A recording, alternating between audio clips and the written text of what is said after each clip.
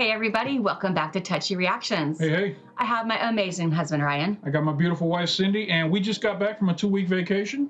We put out a poll for what should we react to when we get back, and surprisingly, Sabaton came in third place, tied with Nightwish, so this is our fourth video we're recording today since we got back from vacation.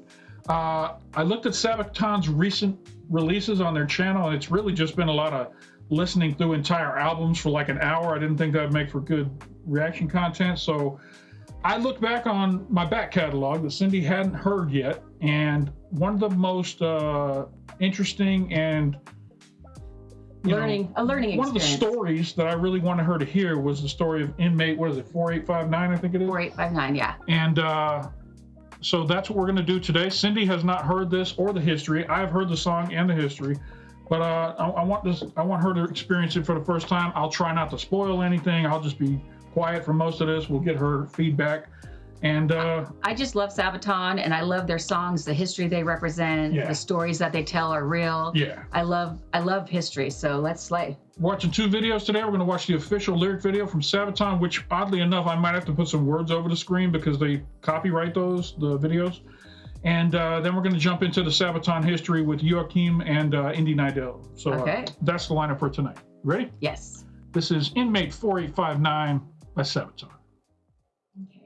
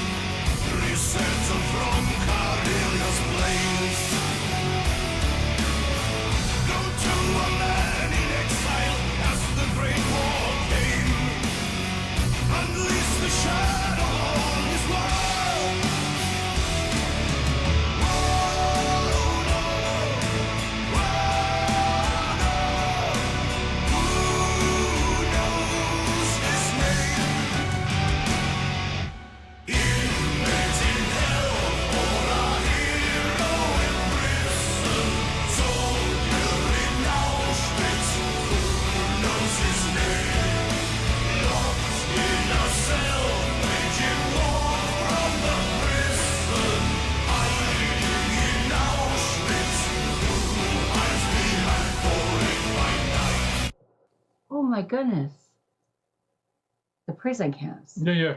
Auschwitz. Wow. He was prisoner 4859, inmate 4859. What's his name? I can't wait for you to hear the history behind it because the way he ends up in prison is just incredible. The music box at the beginning was so like of a time before, because those music boxes, they don't like that. Yeah. That they click on the metal pings to make it. That was a really interesting addition to the song. Right. Gives it kind of a haunting feeling. Mm.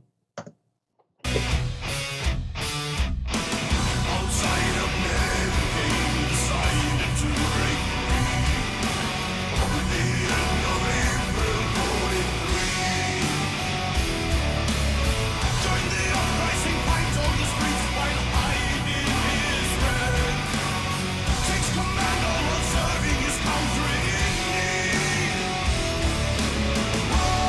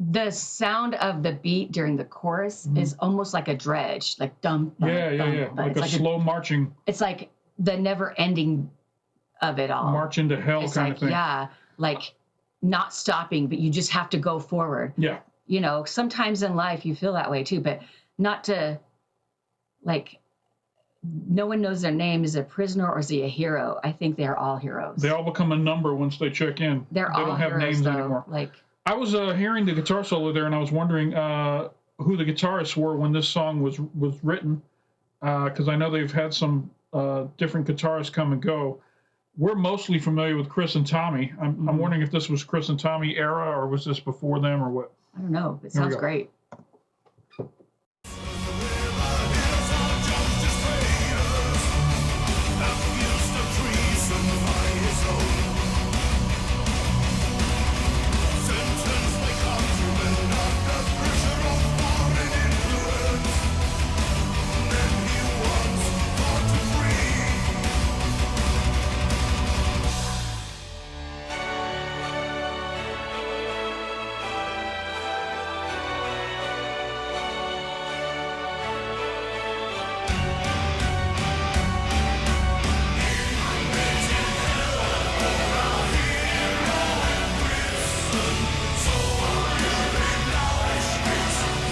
You know, this choir in the background. Yeah, I'm feeling it. It's like a more powerful version of the chorus here with this choir kicked in behind it. And when he said, like, the people he used to fight for now imprisoned him. Yeah.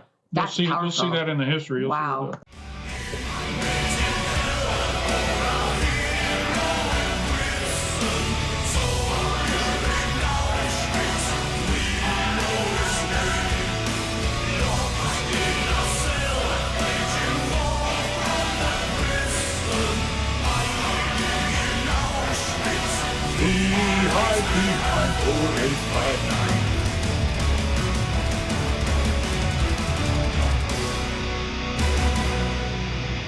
Powerful. Wow. Powerful.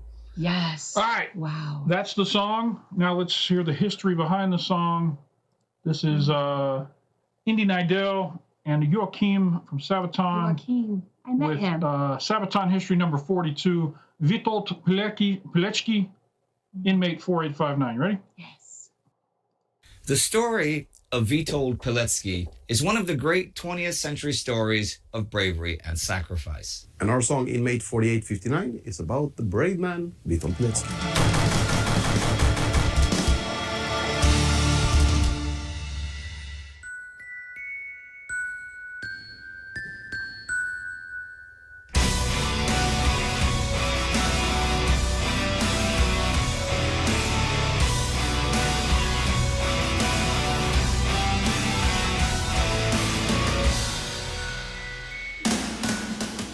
The story of Witold Pilecki is as tragic as it is heroic, and it is one for the ages.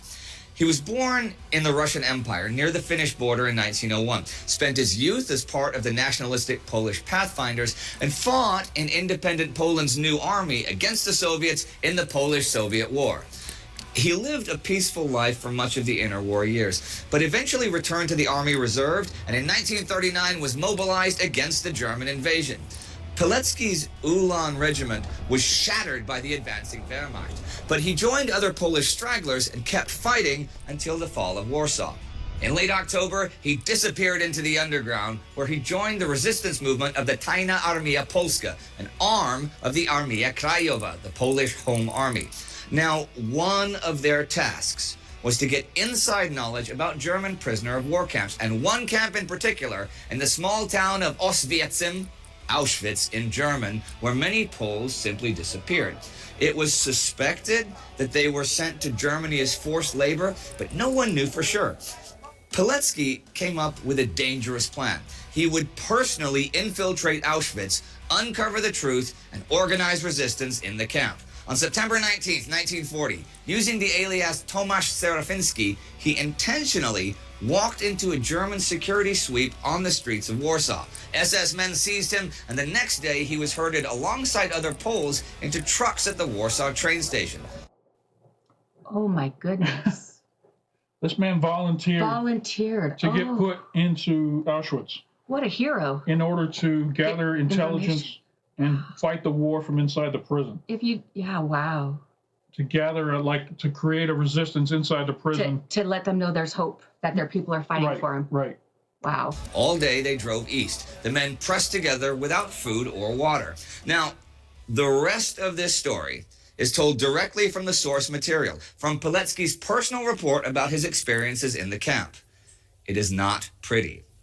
Arriving at the camp, Pilecki and the crowd of men were driven forward by brutal beatings from the guards. Some men were pulled out of the group at random, unprovoked. By the way, trigger warning, I have seen this before. There's going to be some very graphic stuff coming up right here. Feel free. But it's history, though. I know. We can't forget I'm it. just letting you know it's coming so you don't get shot. And shot in the head to break any thoughts of resistance. Accompanied by the laughter of the guards, they were then pushed on past the barbed wire and towards the parade ground, where a group of men in striped clothes was waiting for them. These men jumped the newcomers with fists and clubs. Some were actually beaten to death. The men in the striped clothes then asked them questions about their backgrounds and their jobs. And those who said academics or doctors were knocked to the ground. With boots kicking against their heads, their murderers proclaimed that this is the concentration camp Auschwitz, my good man.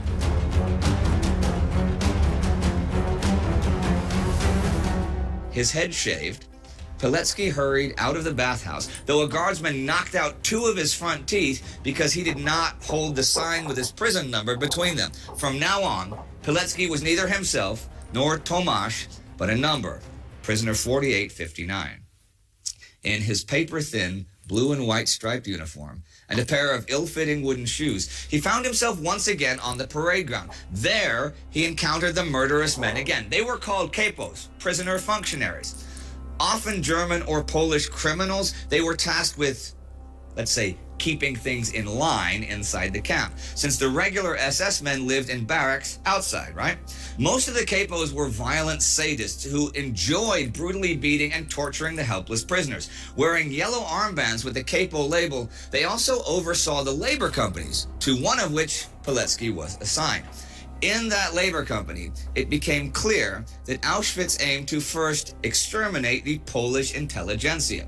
Prisoners with academic backgrounds who were not used to demanding physical work or who lacked the experience or the dexterity to work in the quarries were mercilessly beaten to death by the capos. Being too exhausted to lift another brick or to push a wheelbarrow was also a death sentence.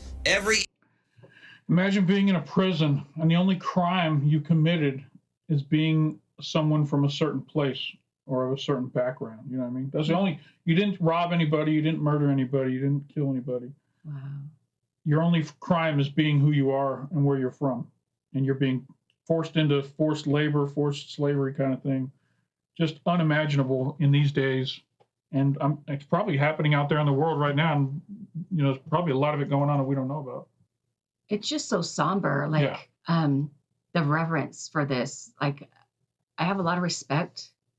The cruelty that the man can do to each other is just sickening. Well, and the perseverance for the people who went through this, I have a lot of respect for them. Absolutely. Evening, fewer people returned to the main camp. Every walk to the latrines, every trip to the bathhouse was accompanied by beatings and harassment. Those who came late to morning parade or tried to hide away were hunted down, dragged to the parade ground, and either hanged or shot in front of the others. Many tried to kill themselves, usually early in the morning before the day of torture began. If anyone tried to escape, the whole block was punished for it, standing out in the open for hours or doing punishment sports where men too exhausted to lift their arms fell down and died under the boots of the capos. Often, the only time to catch your breath was when they were busy murdering another prisoner. Pilecki's good physical condition saved him from this fate, but for how long could that last? Well, Pilecki set out to build his first resistance cell, a group of 5 men. Later, he would create other 5er groups, but none of them knew of the existence of the others. So in case they were captured and tortured, they could not betray the whole network, right? Those groups would either organize food or clothing or would help other members to get a a job, since it was clear from day one that staying in the worker groups, the labor groups, even well-conditioned men like Poletsky would soon die. So many of those worker prisoners did in fact die. It's just a pile of bodies. Pile of human bodies. Fucking terrible. That the prisoners had to build the first camp crematorium. Poletsky noted that the camp became one big mill, which ground living people to ash. In 1941, as more and more prisoners were brought in, the camp grew. Larger fences were needed, more barbed wire and more guard towers. And as Auschwitz grew, it needed to feed itself. And this opened up jobs for the older prisoners. With careful planning, Poletsky got his fiber groups into the carpenters, the postal service, and the barbers. He eventually got himself a job as a repairman for an oven inside an SS man's house outside the camp. Upon leaving the living hell of Auschwitz, he returned to a world of lavish gardens, laughing children at play, and villagers having normal, everyday conversations with one another. Poletsky felt the questions burning inside him. What was the real world? What was the real nature of man? What was the... Can you imagine? Like, this long period of time you're in prison and you're just in hell getting tortured every day. And then you're dropped back into society and everything's going on like nothing happened. Like, they don't even know. Yeah. Like, and it's like, what is the real world? Is this the real Am reality? I dreaming? What is the reality that I'm living? Yeah. Am I being watched every second here? Culture of the 20th century. Since mankind had advanced so far from the barbarism of old, how is this still possible? Or was this the true face of humanity? Would the whole world look like this if the boundaries of civilization disappeared?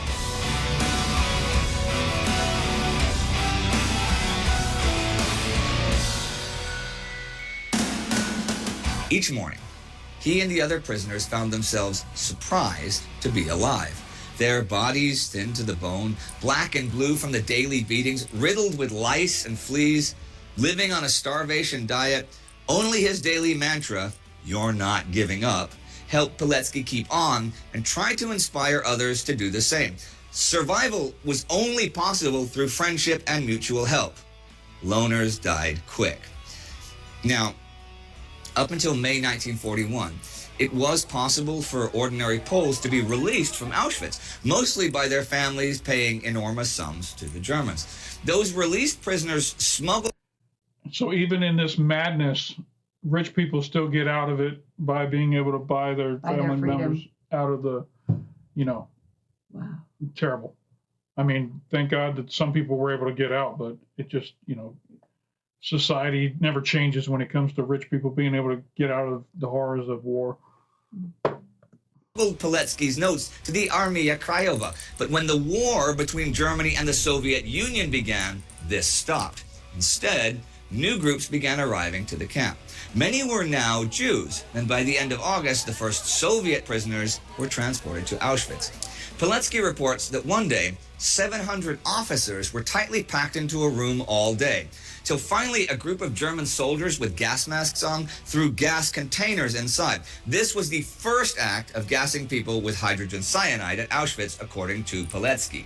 Soon after, though, on his way to work, he passed groups of naked Soviet prisoners waiting to be led into the crematorium where they were gassed and burned. The capos were often brutal savages, but the bestiality of some of the SS guards was even worse. Poletsky tells of guard dogs trained to go for the throats of prisoners, the torture of smashing testicles with a hammer, and many stories far too nightmarish to tell here. Now with his cells set up in important positions all over the camp, Poletsky was ready to start a revolt, but he needed help from the outside to be successful. The prisoners were thirsty for revenge, and they were ready for anything since they did not fear death after all they had endured.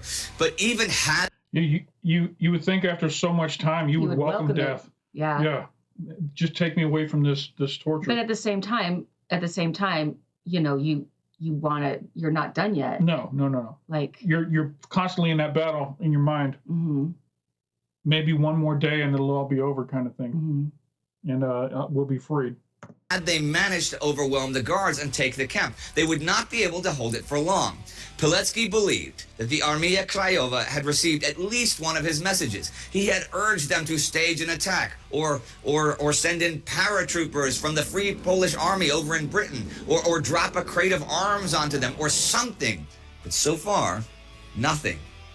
Without help from the outside, Pilecki's third Christmas in Auschwitz came and went. And Auschwitz was now changing. There was no longer collective punishment, no outright murder, or even everyday brutality, or at least it was toned down. See, Auschwitz became a factory which would now systematically murder its prisoners instead of individualistic random killing. Not with the batons of the capos, but with phenol and gas. There were 3 crematoriums working simultaneously, able to burn corpses within minutes. By April 1943, more and more of the surviving Poles were sent out of Auschwitz to make room for Jewish prisoners from all over Europe and the Soviet Union. This meant the end of Pilecki's network, as its members were sent to other camps. So after 2 years and 7 months of surviving in Auschwitz, Pilecki decided it was time to break out, since an uprising was no longer possible.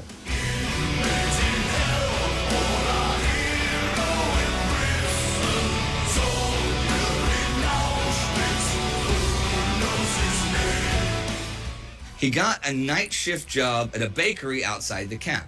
Shortly after Easter, as one guard was asleep, he and 2 other men pushed the door open and ran. Shots cracked out behind them, but they ran all night and all day until they reached a small town. With help from patriotic Poles, Pilecki smuggled himself back to Warsaw, where, on August 23, 1943, after nearly 1,000 days in Auschwitz, he met with commanders of the Armia Krajowa, telling them of his experiences, all the death, all the torture, but people hesitated to believe him. So he's out. Wow. After 2.5 years, he's out. He's been able to get smuggled all the way back to the capital so that he can report on what he's learned. And they're not believing him because it's so bad. Yeah, they're like, this can't be. Wow. It seemed all too unbelievable, even for the hated Germans to do all this killing. They knew it was bad, but not this bad. Pilecki would stay in the underground army and fight in the Warsaw Uprising of 1944. He was later interned in prisoner of war camps, and after liberation in 1945 was assigned to the 2nd Corps of the Polish Army in Italy, where he turned in his report about Auschwitz to the British. For Pilecki, Auschwitz was the symbol of the Polish struggle for existence. He himself could never go back to a normal civilian life after experiencing what you've just heard.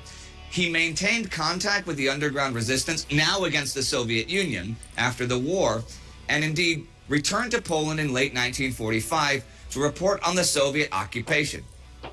He lived and worked undercover, but on May the 8th, 1947, the Ministry of Public Security captured him. He was tortured and dragged before a kangaroo court and accused of many things, including espionage and planning an armed uprising. The sentence was... Yeah, that look on that face right there is, these motherfuckers. After all the shit I did for these people, now I'm on trial. Wow. That's the look on that face right there. Unbelievable. Yeah, just shameful. Death. On May 25th, 1948, in the Mokotów prison in Warsaw, Witold Pilecki was executed. His final resting place remains unknown. In 1990, Pilecki and others from that show trial were rehabilitated, and today he is celebrated, and with good reason, as a Polish patriot and a hero. Now, we cannot even imagine what he went through and what courage it must have taken to do so.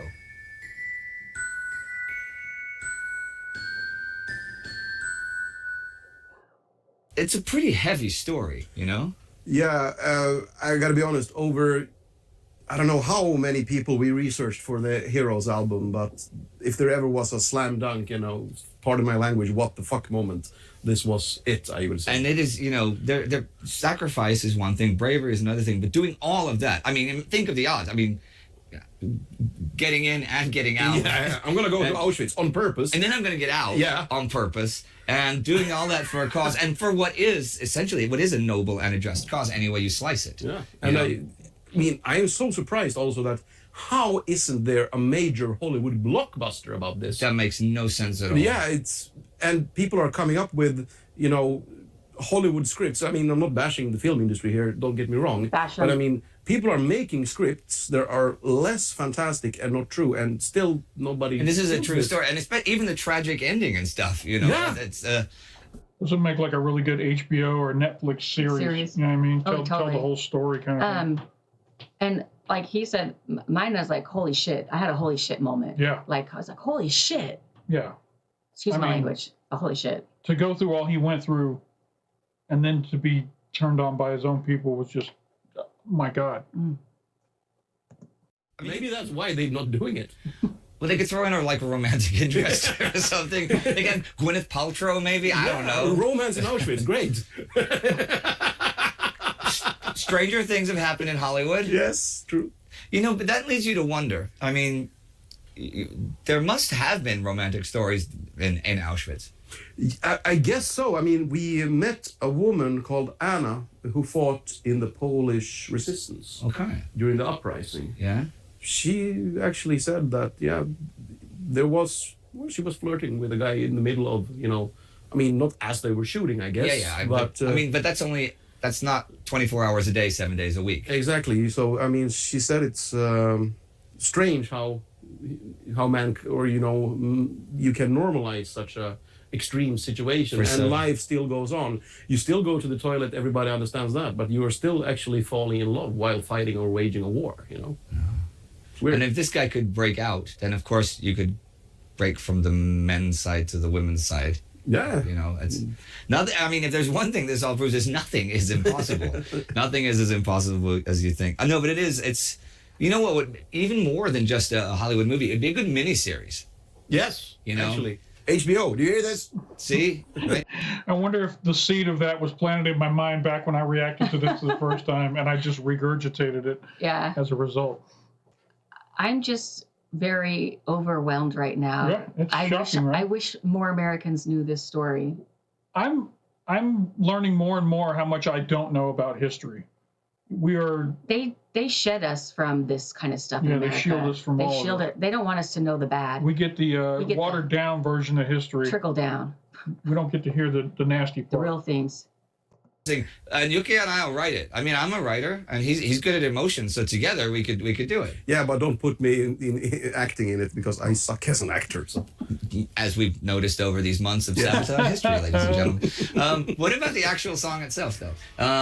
Did you decide on the topic before you wrote the song, or did you have the music sitting around and I wrote the music with Peter, our producer. The first time we wrote a song together, and him, you know, coming from, you know, Lindemann, Pain, Hypocrisy, those bands, and the harder side of things, it became a bit of a harder and very, very dark song. So as we were writing that song, I realized that this is the song, because obviously, even though it's a very, very, you know, we're singing about a very courageous man, it would not have made sense at all to have a, you know, proud, uplifting song for the subject. You know? Especially, I wonder what he was like as a person, like personality-wise, because you don't. I mean, from the story, you can see, okay, he's got a lot of dedication, but you meet someone on the street, you don't know if they're a dedicated type person or not. No. So it would be really interesting. Well, that's your homework, guys, to go and put the song on and think of Witold Pilecki. That's all for today. Thank you very much. See you next time. All right, everyone, here's the drill. A lot of you have been supporting us through Patreon, and I'd like to thank you all so much for that. It really helps. That's what makes this channel happen. So click on subscribe. You know the drill, basically. And I just want to say thank you all. See you soon. All right. Wow. What a great production. Inmate 4859. I've never seen a behind the history thing like that with the Sabaton. We haven't done a history before? Not with I me. thought you might have done one. No. All their songs have these histories behind them, and which really makes you appreciate the songs that much more when you know the story behind them. Maybe we'll do some more of these. You let me know some of your favorite Sabaton songs. We'll go in and we'll check out the history. Because we definitely have a lot of good songs. Cindy told me next time Sabaton's in our area, we got to go see them. Go. They were here a few months ago opening up for Iron Maiden. It just didn't work out with our schedule. But we'll keep an eye out on their schedule and see when they're going to be in town again. All right. I would say this was a lot of fun, but I mean, this was an eye-opener. This is eye-opening stuff. I hope you guys enjoyed our reactions. Yeah, I hope this you is guys not a enjoyed this video. one. This is a wow. Let us know if there's a particular video that you think Cindy should check out from Sabaton History. Yeah. What's your favorite, that kind of stuff. She knows a lot of the music, but she doesn't necessarily know the stories behind the music. So let us know in the comments. If you enjoyed this reaction, hit that like button down below. It doesn't cost you anything. Makes us feel good when people like our videos. If you're not already subscribed to Touchy Reactions, we've got a pretty big Sabaton backlog and a lot of stuff from over there in Europe. So come check out our back catalog after you subscribe. Hit that bell off to the side. It'll let you know anytime we drop some new content over here on the channel. Shout out to everybody who came over and voted for Sabaton in our last in this poll, because we haven't done Sabaton in a while. So it was kind of cool to see people got out there and voted for him. So we've been doing Tommy because he's done a lot of like, solo stuff. Yeah, Tommy's been releasing a lot of new stuff. So we've been checking that out. So shout out to all the Sabaton fans out there. Let's see what else. We have a Patreon. There's a link up in the corner and down below in the description. Shout out to our patrons. If you'd like to see these videos without all the editing, covering the screen and YouTube commercials popping up all the time, come join our Patreon for just $1 a month. You'll get all the unedited videos over there. And that is it for this one. Cindy, thank you for joining me. I'm glad you joined me on this one. Got to learn a little bit of history about the Witold Pilecki from Poland, and there needs to be a holiday for him. Yeah, shout out to all the Polish viewers out there, and make sure you let everyone know about this story because it's important history. That's it for this video. Cindy, you look beautiful. Thank you for joining me. You're welcome. And for anybody who stuck around here to the end of this video, we appreciate you stopping by. And don't forget to come on back.